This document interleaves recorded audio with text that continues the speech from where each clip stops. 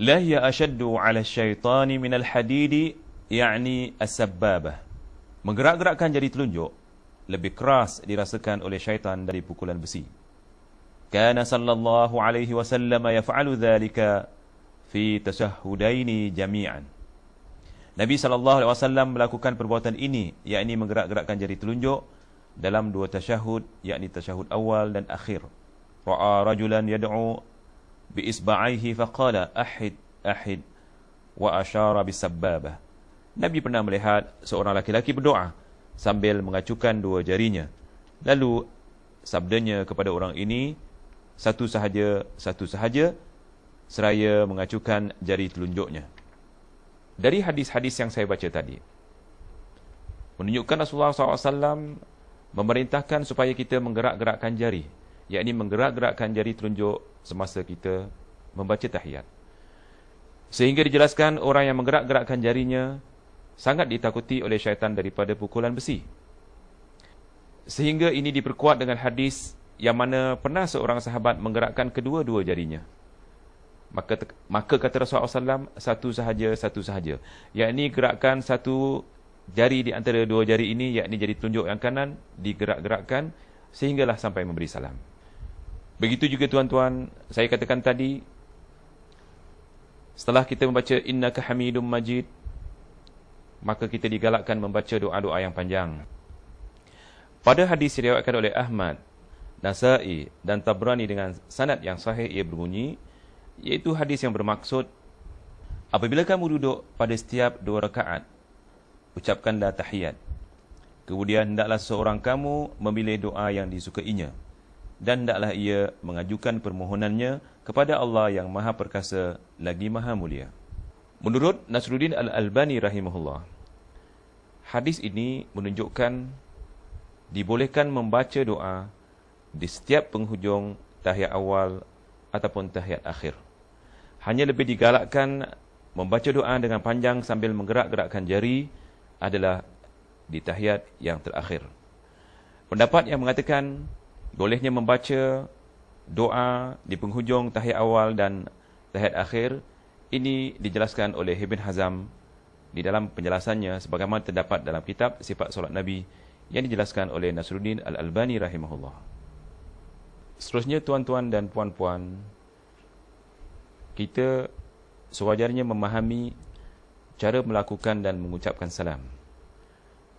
Melakukan dan mengucapkan salam adalah wajib, kerana Rasulullah SAW bersabda, tahliluha taslim, dan dihalalkan setelah memberi salam. Adapun menurut hadis Rasulullah SAW tentang cara dan ucapan salam, ialah hadis yang berikut, kana yusallimu an yaminihi, assalamu alaikum warahmatullah, hatta yura bayadu khaddihi al-ayman, wa an yasarihi, assalamu alaikum warahmatullah, hatta yura bayadi khaddihi al-aysar. Bermaksud, baginda mengucapkan salam dengan berpaling ke arah kanan seraya mengucapkan Assalamualaikum warahmatullah, sehingga terlihat pipi kanannya yang putih.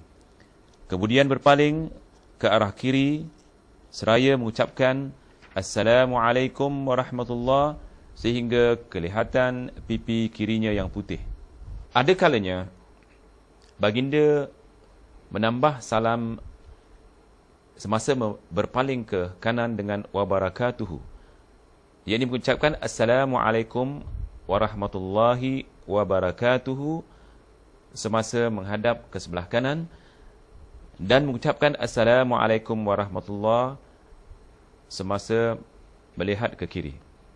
Hanya perlu diberi perhatian di sini, Rasulullah SAW memberi salam ke kanan setelah benar-benar menghadap ke kanan. Ya, ini pastikan tuan-tuan sudah menghadap ke kanan, melihat ke arah kanan, sehingga pipi tuan-tuan kelihatan, sebagaimana hadis mengatakan pipi Rasulullah SAW yang putih kelihatan. Sama ada daripada belakang kelihatan pipi yang sebelah kanan, ataupun daripada depan kelihatan pipi yang kiri. Ini menunjukkan Rasulullah SAW benar-benar setelah melihat ke kanan mengucapkan Assalamualaikum warahmatullahi wabarakatuh. Kemudian sudah benar-benar melihat ke kiri, sehingga kelihatan pipi kirinya daripada belakang yang putih dan pipi kanannya daripada depan yang putih. Kemudian barulah mengucapkan Assalamualaikum warahmatullahi. Adapun cara memberi salam ke depan, sebagaimana dilakukan oleh sebahagian orang-orang yang belum memahami hadis yang sahih ini, mereka memberi salam ke depan Assalamualaikum, kemudian dipusingkan kepala warahmatullahi. Assalamualaikum warahmatullahi. Ini adalah cara yang tidak terdapat hadis-hadis yang menyuruhnya, ataupun tidak ada hadis yang sahih yang mengajarkan seperti itu.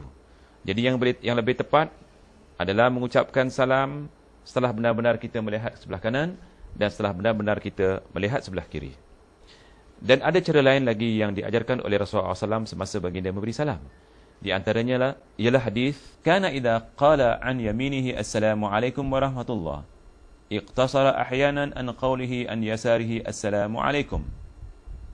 Ketika berpaling ke kanan, baginda terkadang mengucapkan assalamualaikum warahmatullahi, dan ketika berpaling ke kiri hanya mengucapkan assalamualaikum.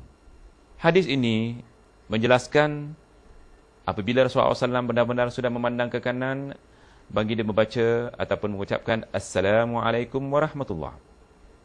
Kemudian setelah benar-benar berpaling ke kiri, hanya mengucapkan assalamualaikum. Adapun cara yang seterusnya, yakni cara yang ketiga, yang diajarkan oleh Rasulullah SAW ketika memberi salam, ialah sebagaimana yang terdapat di dalam hadisnya, ahyanan kana yusallimu taslimatan wahidah, assalamualaikum, tilqa'a wajhi yamilu ila syakil aymani syai'an aw qalila. Terkadang baginda mengucapkan salam sekali sahaja dengan ucapan assalamualaikum, dengan sedikit memalingkan wajahnya ke kanan. Maksudnya, kadang-kala Rasulullah SAW mengucapkan assalamualaikum hanya memaling sedikit sahaja ke kanan, dan tidak disambung dengan assalamualaikum memaling ke kiri. Oleh kerana hadis ini hadis sahih, maka sesiapa yang melakukan seperti ini, ia tetap mengikut sunnah. Tetapi yang lebih afdal, menepati sunnah yang tiada pertikaian di dalamnya, ialah dengan cara menghadap ke kanan. Setelah benar-benar menghadap ke kanan, mengucapkan assalamualaikum warahmatullahi wabarakatuh. Setelah selesai memberi salam sebelah kanan, langsung menghadap sebelah kiri tanpa berhenti menghadap ke kanan terlebih dahulu, dan setelah benar-benar menghadap ke kiri, maka ucapkanlah assalamualaikum warahmatullahi. Jadi itulah salam yang diajarkan oleh Rasulullah SAW, cara pembacaannya dan cara melakukannya. Supaya tuan-tuan mengikuti cara solat Rasulullah SAW, maka perhatikanlah hadis-hadis yang telah saya bacakan tadi, iaitu dari mula takbiratul ihram sampailah memberi salam.